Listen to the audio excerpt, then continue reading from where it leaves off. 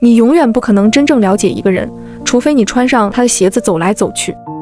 今天我们读的是《杀死一只知更鸟》，它被誉为影响全球千万家庭的教养之书。它用6岁女孩斯库特的视角，揭露人性的偏见，叩问何为真正的正义。他的父亲阿提克斯·芬奇作为一名律师，在一场充满种族歧视的审判中，坚持为无辜的黑人汤姆·罗宾逊辩护。他用行动为孩子们上了一堂关于成长、勇气、教养与良知的人生课。当小镇流言四起时，他说：“永远不要从别人口中认识一个人。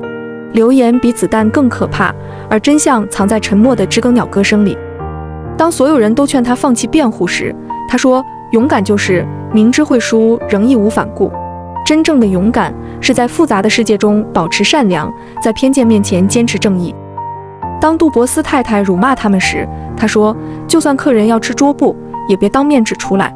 真正的尊重是允许别人和自己不一样。”当陪审团宣布汤姆有罪时，他说：“世界上唯一不能从众的就是你的良心。当所有人选择沉默，总有人要为无辜者呐喊。”这本书的力量是让你相信，即使在最黑暗的时刻，人性中的光明依然存在。道理很简单，不能因为失败了100年就放弃争取胜利。